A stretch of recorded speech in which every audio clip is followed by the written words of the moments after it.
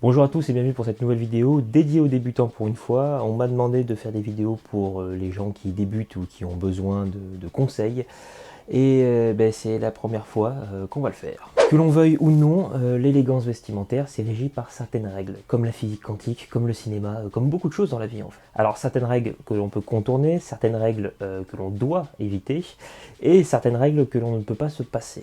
Sous peine de ressembler à n'importe quoi, ou de faire des vidéos sur YouTube tel un penseur de Rodin de Wish. Oui, je lâche des tacles à la gorge comme ça peut arriver. Juste avant que ça commence, n'oubliez pas que l'on a besoin de vos likes, de vos commentaires, de vos partages et surtout d'un bel abonnement à cette chaîne. C'est ce qui nous permet de progresser, c'est ce qui fait vivre la chaîne et sans votre soutien, on ne continuerait pas. Donc merci à vous, n'oubliez pas, c'est important. Bon, on va pas faire attendre plus le public, les 7 erreurs vestimentaires qu'il ne faut pas faire.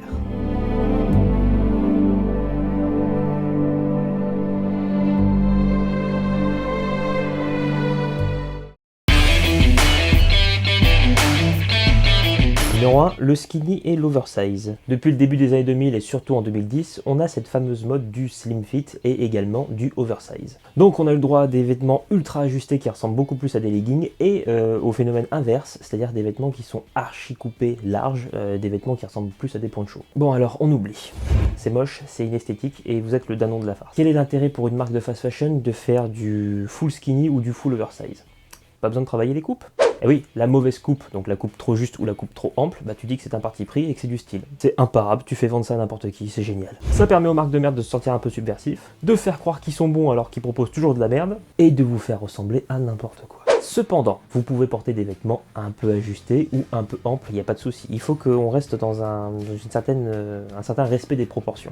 Ça me paraît être du bon sens, ça me paraît logique, mais pour beaucoup c'est un peu difficile. Une veste soit joliment affûtée sur vous, telle une belle veste de Lanieri en sur-mesure. Voilà, que vous la préférez comme moi, assez fit, c'est très joli, il n'y a pas de souci avec ça. Que vos jeans vous moulent le derche tel un legging de sport, non là c'est autre chose. Gardez des proportions intelligentes. Et inversement, pour l'oversize, tapez plutôt sur des coupes droites ou des coupes tapered. Évitez le skinny. Le skinny ça n'existe pas d'ailleurs. Vous voyez, faites preuve de bon sens, il suffit de regarder avec vos yeux, c'est tout. Numéro 2, assortir sa cravate et sa pochette. Alors là, c'est simple, c'est interdit. S'il y a une seule règle qu'il faudrait ne pas oublier, c'est celle-ci. Alors, quand je dis assorti, c'est pas avoir un ton un peu approchant, non, ça c'est très joli, il n'y a pas de souci.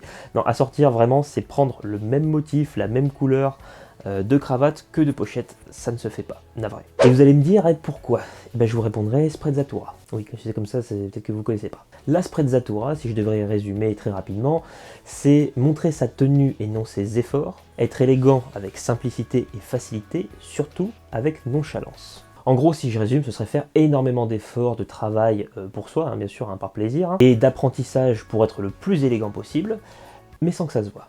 Il faut que vous montriez votre personnalité, vos tenues, mais jamais vos efforts. Et donc, assortir volontairement sa cravate et sa pochette, avec le même motif, la même couleur, voilà, le même truc, attention, ça montre directement que vous ne vous prenez pas pour de la merde, que vous voulez vous montrer sous votre meilleur jour, que vous la pétez comme jamais, que vous voulez être archi élégant, et ça manque justement cruellement d'élégance, de subtilité, et votre style en pâtit sérieusement. Donc le mieux c'est d'avoir du coup une cravate simple, avec un motif si vous voulez, une cravate golf, c'est très joli, cravate golf bleue, et pourquoi pas à côté une pochette bordeaux, ça se marie très bien avec le bleu, une pochette bleu clair avec des pois. Les pois ça va avec tout. C'est Marc Guyot qui l'a dit, donc moi je fais confiance à Marc. De montrer subtilement de l'élégance sans en faire trop. C'est pour ça qu'on n'assortit jamais sa cravate et sa pochette. Ça c'est l'erreur suprême, ne la faites jamais putain. Numéro 3, fermer le dernier bouton de son gilet ou costume. Là aussi, en fait, s'il y avait deux erreurs à ne pas faire, celle-ci, elle serait seconde après la cravate et la pochette. Alors déjà, on ne le fait pas pour des raisons simples de style et de confort.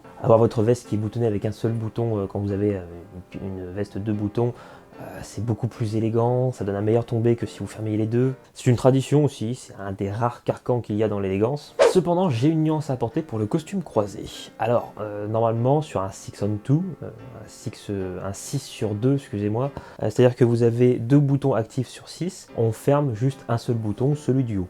Alors, oui et non, on peut fermer les deux boutons, ce n'est pas une erreur d'élégance, désolé, ça peut se faire. Par exemple, le Prince de Galles le fait, avec plutôt de panache et plutôt d'élégance, moi je déteste pas. Certains grands noms de l'élégance des années 1950 l'ont fait avec brio, je trouve. Alors certes, c'est un peu casse-gueule, c'est pas à faire vraiment pour les non-initiés. Moi je le fais pas, par exemple, j'ai l'air vraiment con quand je le fais. En ce qui concerne le dernier bouton de gilet, vous savez que je suis un énorme défenseur du gilet de costume, je suis celui qui le prône à max. Et malgré le fait que beaucoup ferment le dernier bouton, je persiste et je signe, ça ne se fait pas. On ne ferme pas le dernier bouton de son gilet. Voilà, ça montre un petit peu de nonchalance, justement, ça montre un petit peu d'imprécision. En plus, on est beaucoup plus à l'aise quand on est assis. Ça ne se ferme pas. Bon, il y a une histoire assez drôle que j'aime beaucoup qui explique pourquoi on déboutonnerait le dernier bouton de son gilet. Ma préférée, c'est que le roi Édouard VII, qui règne sur l'Empire britannique de 1906 à 1910, aurait un peu forcé sur l'andouillette et pour plus de confort aurait libéré son dernier bouton de gilet.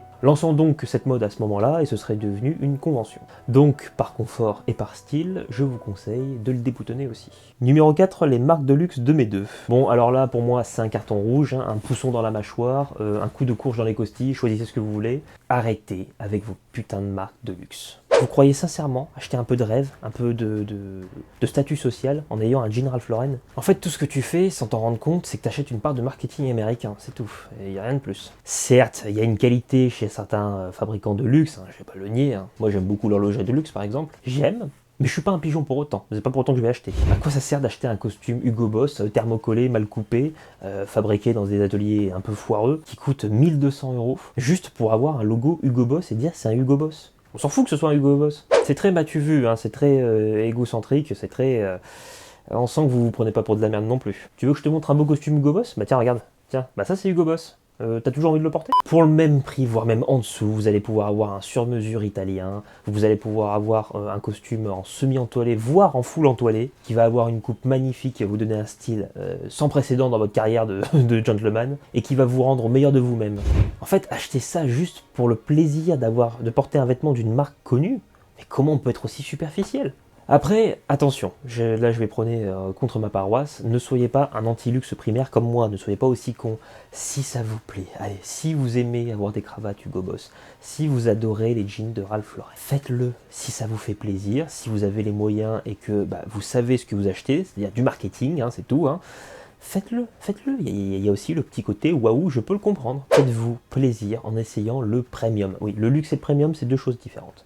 Essayez avant de vous faire un costume en sur-mesure. Chez des marques dont je parle tout le temps, hein, comme Lanieri par exemple, mais essayez ne serait-ce que le sur-mesure de Sud Supply. Essayez un beau vêtement en prêt-à-porter de chez Pini Parma, de chez Thomas Forcing si vous aimez le côté anglais. Vous allez voir que c'est très difficile, une fois qu'on a goûté au premium, de revenir en arrière.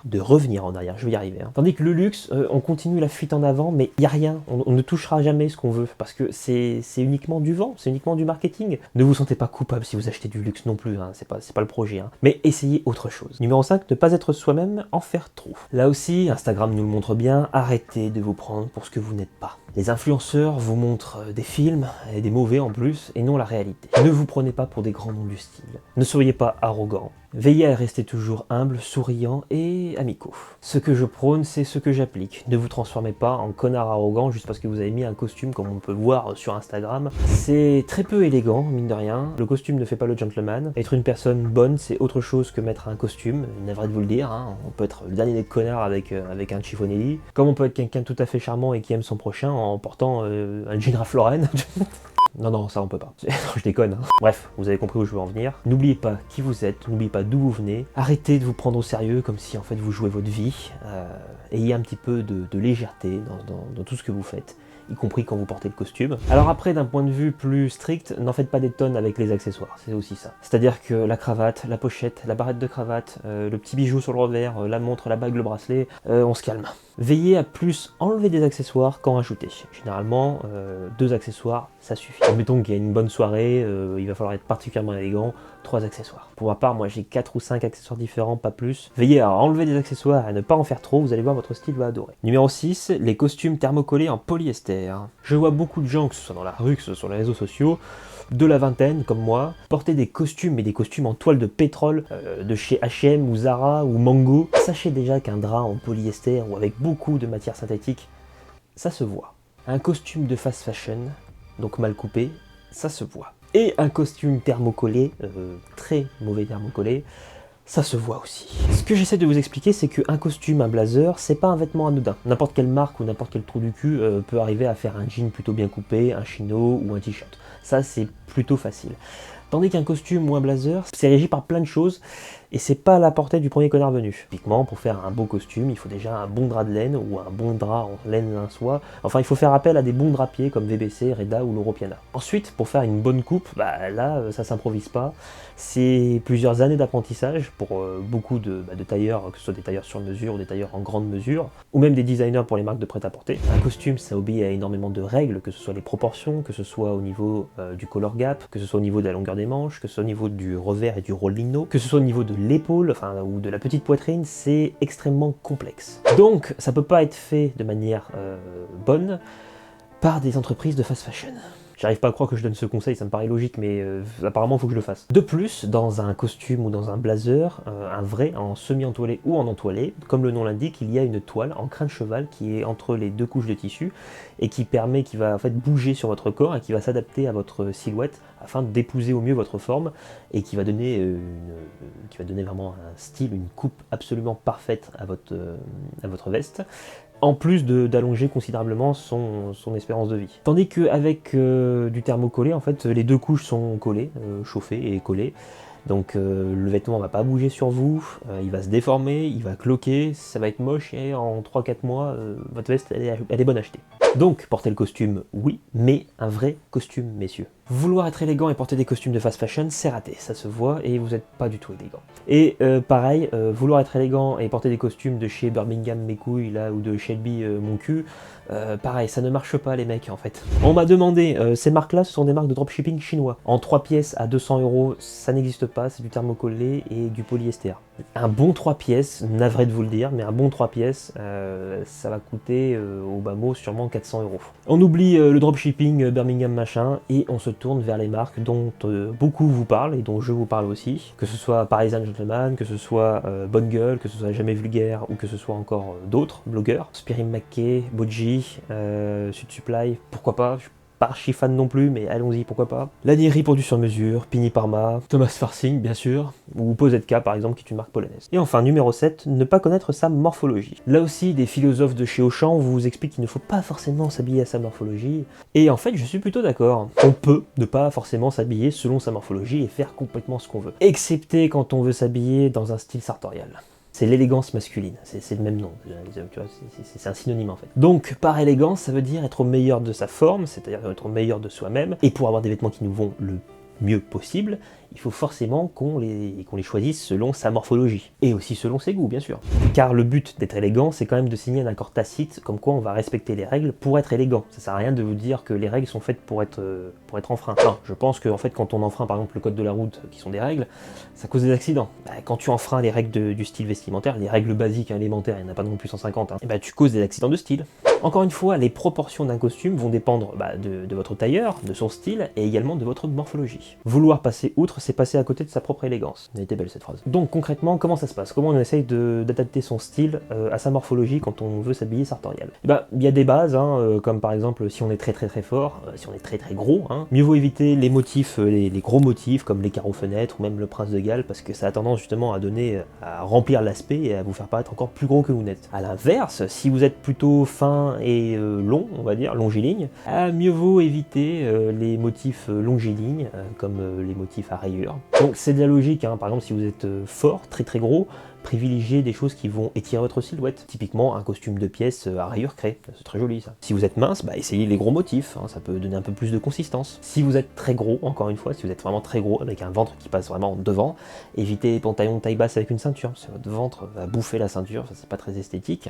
Mieux vaut privilégier, comme moi aujourd'hui, un pantalon de taille haute avec des bretelles. Voilà, c'est de la logique, par exemple si vous avez un visage très rond, évitez quand même le col Peaky Blinders, le col rond, ça pas terrible. Donc, gardez les proportions, gardez les bonnes coupes et s'habiller selon sa morphologie, enfin en tout cas de privilégier sa morphologie, c'est beaucoup mieux si on veut vraiment atteindre le nirvana du style, la Sprezzatura. Encore une fois, je le dis, c'est privilégié. Vous avez le droit de ne pas le faire si vous n'aimez pas. Moi par exemple, je suis plutôt gros, je suis plutôt fort, J'aime beaucoup le motif Prince de Galles, je mets du motif Prince de Galles. Typiquement aussi, je suis petit, enfin je suis pas très grand, je fais 1m80, donc du coup, sur mes costumes, j'aime bien que le revers, le pic, le cran, je vais y arriver, de mon revers de costume soit très haut sur mon épaule. Ça a tendance à étirer ma silhouette. Et Lanieri d'ailleurs propose ce genre de cran. Je vais pas tout vous résumer, si vous voulez en savoir plus, moi j'ai tout appris avec la Bible Dressing the Man de Alan Flusser. Merci à tous d'avoir suivi cette vidéo, j'espère que ça vous aura plu, j'espère que vous aurez appris beaucoup de choses. N'oubliez pas encore une fois que ce sont les erreurs selon moi, que même dans les erreurs, je dis qu'il faut prendre des pincettes, que c'est pas forcément non plus ce qu'il faut faire à 100%, il faut mieux privilégier ce genre d'attitude, c'est-à-dire de ne pas faire ces erreurs-là, enfin jusqu'à ce qu'une loi tombe et vous dit que vous êtes plus libre. Mais c'est pas encore le cas, n'oubliez pas de vous abonner, de liker, de partager, c'est très important, j'espère que ça vous aura plu vraiment de fou. Je suis sur Instagram au nom d'Alex.cormac, rejoignez-moi, je vous donne aussi des astuces, des tips et je défonce les Instagrammeurs qui le méritent en story. Dans le respect des conventions des droits de l'homme, hein, promis, je fais attention, j'essaye de rester hygiénique. Bon allez, j'arrête mes conneries, on se dit à la prochaine pour une nouvelle vidéo. Salut les gars.